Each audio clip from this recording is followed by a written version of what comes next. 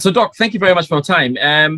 Let us talk about Black Stars. And we know that we have a new coach in Milovan Rajevac. The little checks that we have done shows that you were part of his first coming, including others at the time when you were doing some very good job for Ghana football. Can you just take us through that story again of how you met Milovan Rajevac, and then I think later on you tell us about what we should expect in his second coming. Okay. No, Milovan, when Milovan came, I think it's better I start with Dujkovic. Then when I start with Dujkovic, I think listeners will follow carefully how we got Milovan in. Now, when I took up the FA as a president from late Kofi, I think they have made arrangements for a coach from Portugal in the person of Barreto. So during a short stay at the FA, Barreto came in as a coach. And we started work with him. And we also had the opportunity to travel with him to Greece for the Olympic Games, which we took part. If you recollect, we players like Appiah, Stephen Appiah, and others. You know. Yeah. Now, we came back, and then we had one of the preparations for the World Cup matches at Baba Sports Stadium at Kumasi. And I remember we played then Cape Verde. But that was in Kumasi. But after our match with Cape Verde, which we won by 2-0, Barreto left unceremoniously. He never informed the FA. Nobody knew anything. The next day we knew was that he's left the country and he was in Portugal. And that was a big, big blow to the FA. So we quickly had to look for a stopgap coach. And it fell on Sam Ade. I'm sure you might know Sam Ade. Ade, yes, Sam Ade. One of our best coaches at that time. Yeah, Sam Ade, yeah. Sam Ade was then busy with his own club and told us he can handle only one match for us. Now, Sam Ade took us to Kumasi once again to play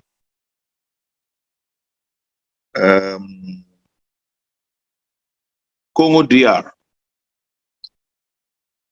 And we did well. The results were 1-1 draw.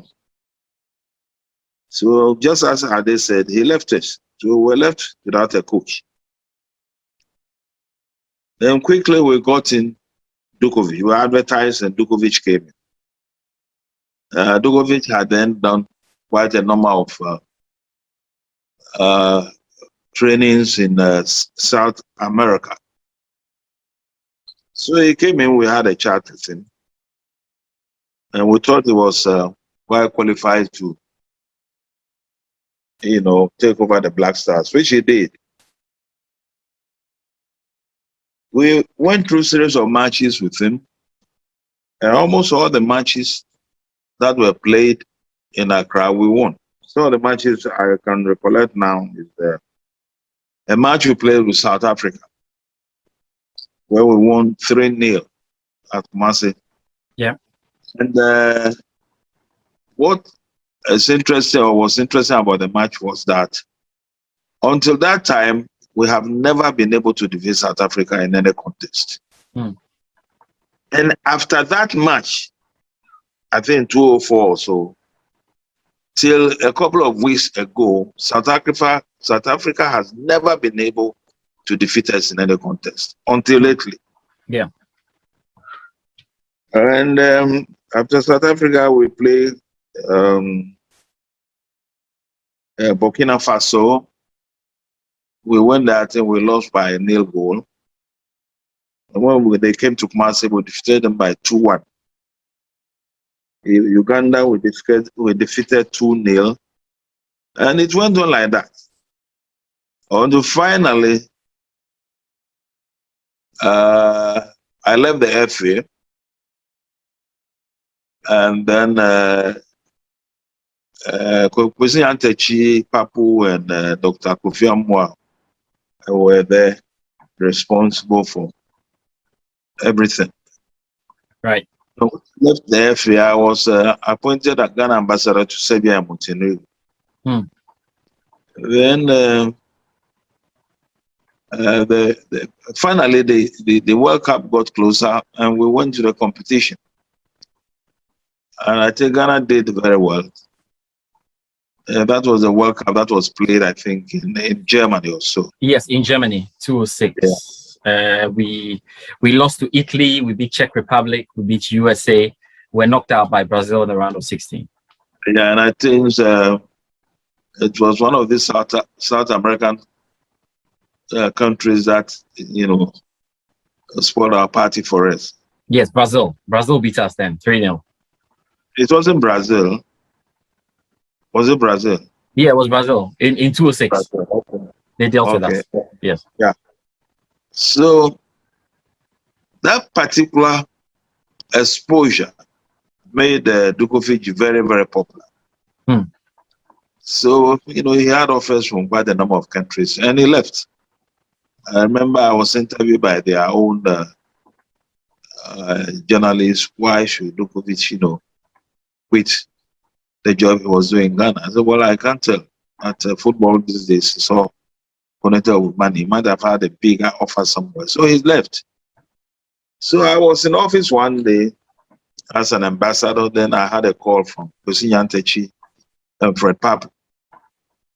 And it was quite a straightforward thing that if I can help them to get another coach from Serbia. So I got in touch with my secretary, and then he contacted the FA in Serbia. Those are documents you're looking at, right? Are they you documented that stuff? Then they gave us this gentleman who was, I think, a football agent or coach agent or so. The name was Goran Milivojevic. Now Goran brought in 3 coaches for interview, and myself and my secretary, we had an interview with them, and we picked Milovan as the best amongst them, looking at his record at that time. Yeah. Now, it didn't end there. There was another interview that Milovan had to go through. That was in Amsterdam. And I think at that time, Fred and Kwesi were around. And also, just like the Belgrade interview,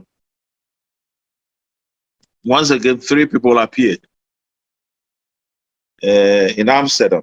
And the names were Volker Finka. Yes. And Raf Zundik. Yes. Raf Zundik. I think they are both Germans. So. Yes. And surprisingly, the committee that went to interview them, you know, picked once again Milovan. Yes.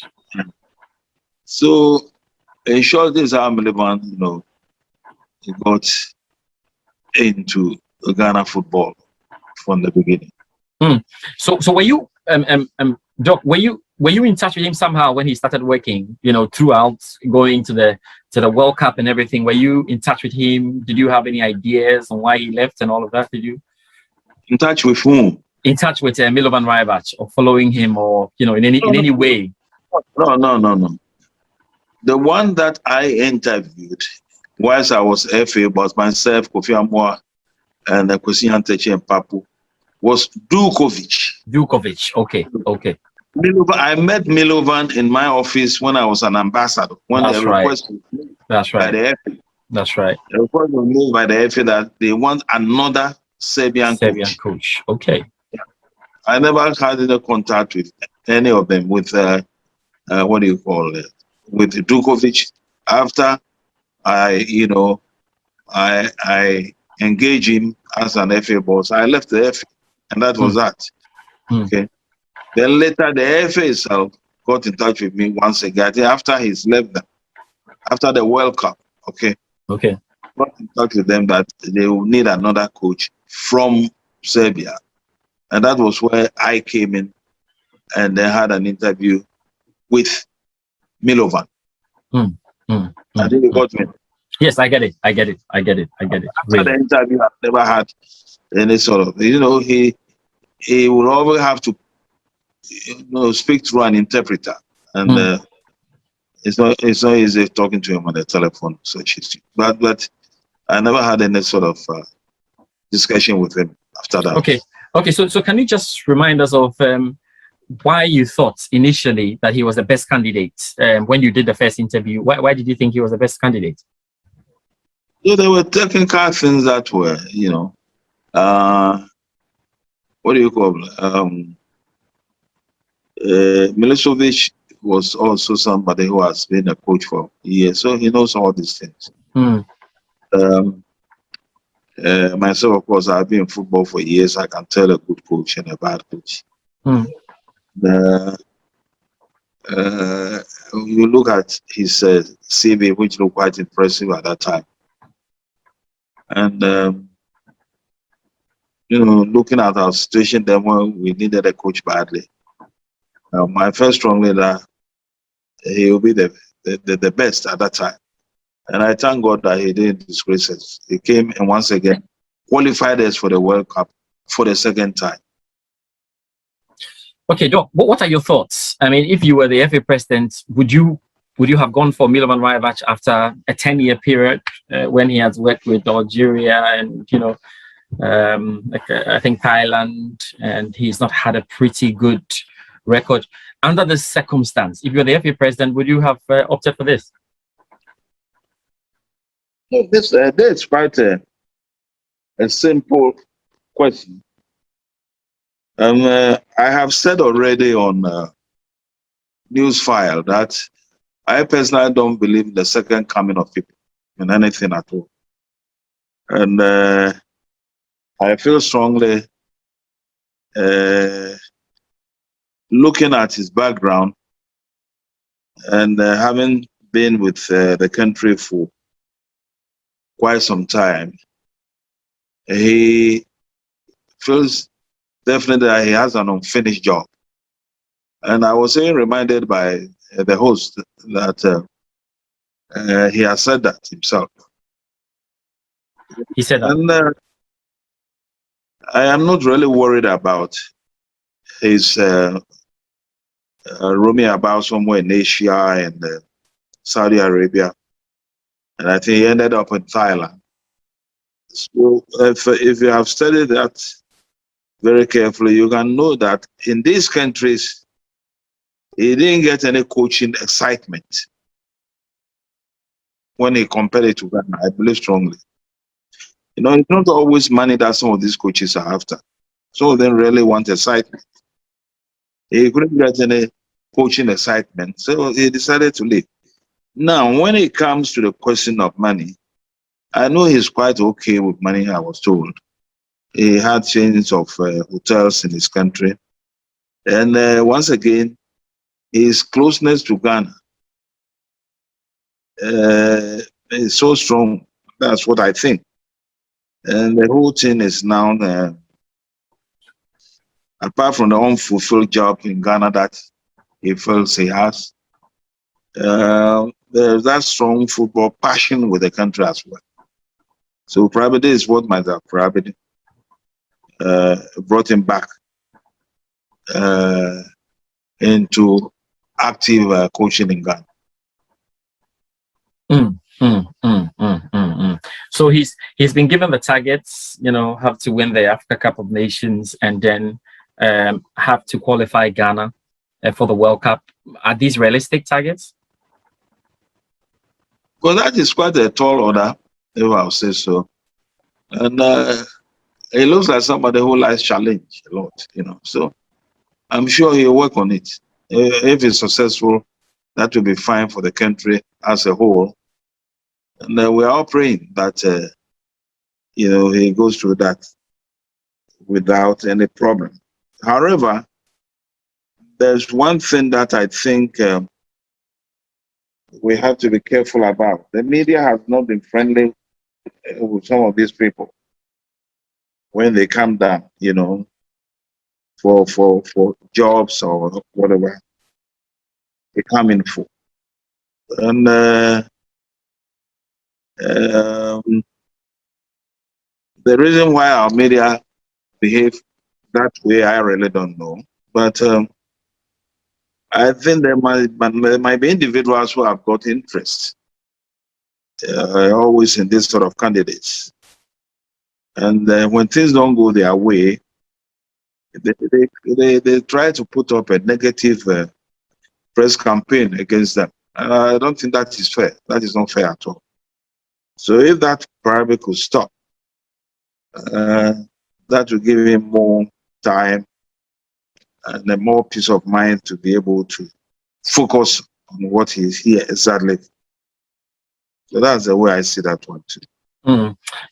A lot of people have said that we don't have the quality to win the Africa Cup of Nations. We don't have the quality. Look at our players. We don't have the quality. What do you have to say about that? One thing we shouldn't forget is that we have won the African Cup of Nations 4 times. Listen to me carefully. And all these periods, we won the cups under the leadership of Ghanaian coaches. You follow me? Let me mention a few of the Ghanaian coaches that my memory probably could come out with. Yes. CK Jamfe is one. Yeah. Ben Kofi, Osam Dodu, Jones Atukwefio, and some other. These are the people that I can probably talk about. Yeah. Now, you ask yourself a simple question. Why with Ghanaian coaches? And mostly all the footballers at that time were homegrown. Yeah. I think you follow me, yeah? These Yes, are not boys who are warming stools in Europe as footballers. These were all boys who were trained here and they played for the country. You follow me? To me, that is a very important point. Now, whether he had very good boys or already boys who have been prepared by somebody, that one, I think, is a secondary point. Because if you watch carefully, when he came, he tried to make some few changes. You follow me? He nearly benched Steven Appiah. You follow me? Yes. He nearly. Yes. Indeed, he suspended Sule Muntari. But for pleas from other quarters or whatever it is, he wouldn't have traveled with Sule Muntari to South Africa or to Germany. South Africa. Yes. Yeah, South Africa. Now, he had very good boys when he took over, but he was equally able to put in a very ambitious young boys. You follow me? Yes. He trained very well. Some of the names I can't remember now, but I think I remember Kudu Asamoah. The day Opoku Agyeman, yes. Anthony Annan and Ajiman Bedu and others, Yes. Liadi and the rest, yeah. So that will also tell you that this is somebody who can create his own players. You follow me? Yes. And he did all these things within a very short time. When he took up, some of the players we had then were very experienced players like Steven Appiah, Samoa John Mensah, John Painsil, Richard Kinson, Sule Muntari, and this sort of gentlemen. But he didn't allow them to dictate to him. You see, that is the point, that's the problem we have with our local coaches. He didn't allow them to dictate to him. When he says, you are not playing, you are not playing. Nobody comes from outside to force him to include you in the team. But we have that happening now. You follow me? And in the same vein, during the time of CK Jamfi and other, you can go to Jamfi and tell him that this boy should be added to the team. I mean, you own there. Be you the FA boss or whatever you are. Not even though Hindijan can tell Jamfi that. You follow me? So I have said time and again that whoever is in charge of these boys must be a strong person, with a strong character, with a, what do you call it, a man with integrity. These are the people who can lead these boys. Well, because they watch you also. If they find you to be a very weak leader, they won't mind you. You follow me? And some of the reports that have been coming out, the way our coaches behave towards these boys and what the boys also do to them, they are quite disturbing. And this is what I will advise all Ghanaian coaches to look at. If you don't have any integrity, don't dream about getting close to the Black Stars. No matter how technically good you are. You follow me? So that's what it is. Thank you so much for your time, Doc, as always. It's a pleasure.